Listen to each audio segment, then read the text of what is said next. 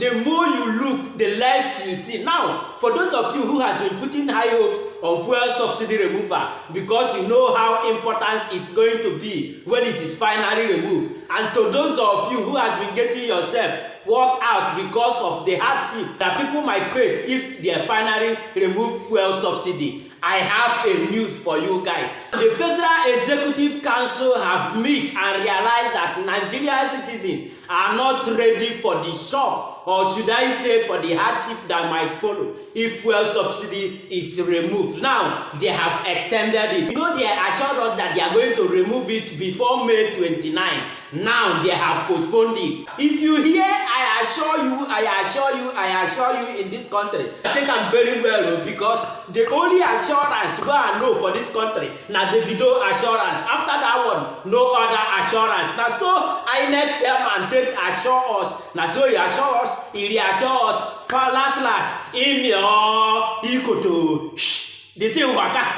In fact, make I not talk too much. Make I allow you watch this video, and as you watch am, make sure say you dey share am. Watch the video first, and I will be back. The move by the federal government to phase out its controversial fuel subsidy removal may no longer be feasible. Once more, as the National Economic Council, NEC, yesterday advised the government to shelve it until all preparatory plans with various segments of government, including states and the incoming administration, are concluded. The National Economic Council says June 2023 deadline for removing subsidy on petroleum products, especially petrol, is no longer feasible. Minister of Finance, Zainab Ahmed, said the council advised that all preparatory work should continue in consultation with state governments and other stakeholders, including representatives of the incoming administration. State House correspondent Desua Omorwa reports. It's the National Economic Council's first physical meeting of 2023 and the last for the Buhari administration.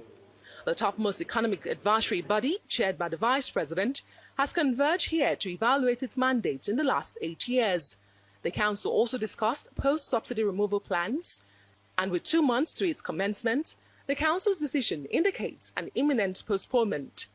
Council agreed that the timing for the removal of fuel subsidy should not be now, but that we should continue with all of the preparatory works that needs to be done, and that this preparatory work has to be done in consultation with the states and other key stakeholders, including representatives of the incoming administration. Council agreed that the fuel subsidy must be removed earlier rather than later because it is not sustainable. We cannot afford it anymore, but we have to do it in such a way that the impact of the subsidy is as much as possible mitigated on the lives of the ordinary Nigerians. Asked if there was a timeline to the decisions reached, the minister had this to say. If the committee's work, which will include the representatives of the incoming administration, determine that the removal can be done by June, then the work plan will be designed to exit as of June. But if the determination is that the period needs to be extended, it will mean that we will have, as a country, will have to revisit the Appropriation Act, for example, because the 2023 budget only made provision up to June. So if we are extending beyond June, it means we have to revisit the Appropriation Act and do a supplementary or amend the bill, and also the PIA. One thing is clear. The fate of petrol subsidies in Nigeria remains uncertain. With the incoming administration set to take office in just over a month, all eyes will be on the next steps to be taken on the controversial fuel subsidy matter.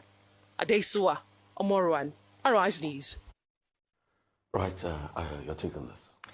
Welcome back. Thank you very much. Great to be back. Good morning, everyone. Now, I won't say that we are surprised at this because this particular government has said it again and again and assured Nigerians that they would remove subsidy before May 29. In fact, we had a conversation just this week with Mr. Tilewa Adebajo of CFG Advisory, where he hammered on the importance of removing subsidy for the good of the economy.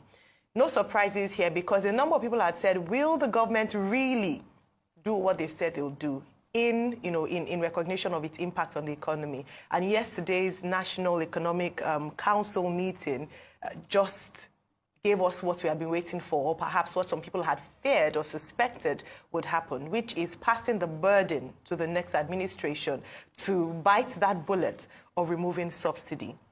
Now, governments have come and gone, and they've not had the courage to do this. I mean, the only time this was going to happen during the Jonathan administration caused an uproar, whereby there was what we call Occupy Nigeria, and a number of people went to the streets when the government said it was going to hike the prices of petrol.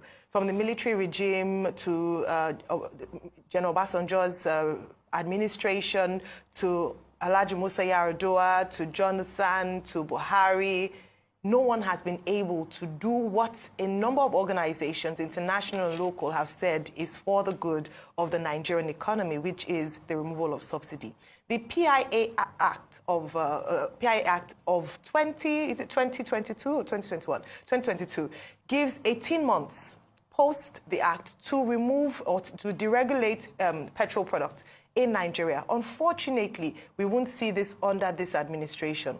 It's important to also understand perhaps the reason why. According to the Minister of Finance, Budget and National Planning, Najia Zainab Ahmed, they say that the preparations towards cushioning the effect of the removal of subsidy hasn't made way, especially with other stakeholders involved, governors and other bodies that would be critical to ensuring that the masses do not suffer gravely from this sudden shock to the economy. Unfortunately, what a number of people would then ask is that what has the government been doing since the PIA Act was established? What has the government been doing in terms of assuring Nigerians? Were they not aware that there was a number of things that they had to put into place? There are a number of countries around the world who have tried to remove subsidy where we can take some lessons from. India. The difference between India and Nigeria is that when Nigeria is a major producer of oil, India just produces about 20% of the oil that the country uses. So perhaps you could say that it might have made a bit of sense, or it could make sense to the citizens as to why subsidy could be removed. We learned from Kazakhstan. We know the unrest that happened when Kazakhstan tried to remove subsidy early 2022. And then also Iran. Iran can be compared to Nigeria because Iran also is a major producer of oil. In fact, they produce more crude oil than Nigeria does. But they were able to bite that bullet. What observers, analysts have said time and again is that if this must work, number one, it ought to be gradual, so that the shock and the effect on the Nigerian people would not be so drastic. Because whether we like it or not, yes, we're pushing for it so that we can save money in terms of government spending on subsidy, and the fact that subsidy really does benefit more the rich than the poor in terms of who uses this, the products. But what has happened again and again is that in terms of planning for this, they have not quite done it properly. So subsidy is going to be hard on the common man in terms of how much money, how things, the inflation that would, the constituent inflation. We've looked at food inflation recently, how the price of food and goods have gone up. But the truth is that it has still been said that this still has to be done. So the big question will then be, come June 2023, when it will be 18 months post the PIA, would the Tinubu administration be willing and ready to bite this bullet?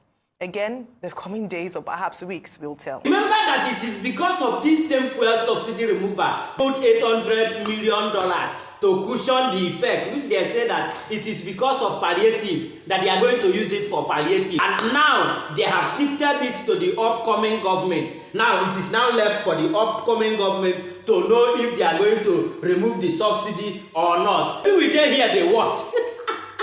But make sure you share this video, like, and let me know what you think on the comment section. Also follow and subscribe to my page for more updates, guys. Thank you for listening and for watching. I'm gonna see you on the next one. God's will, signing out.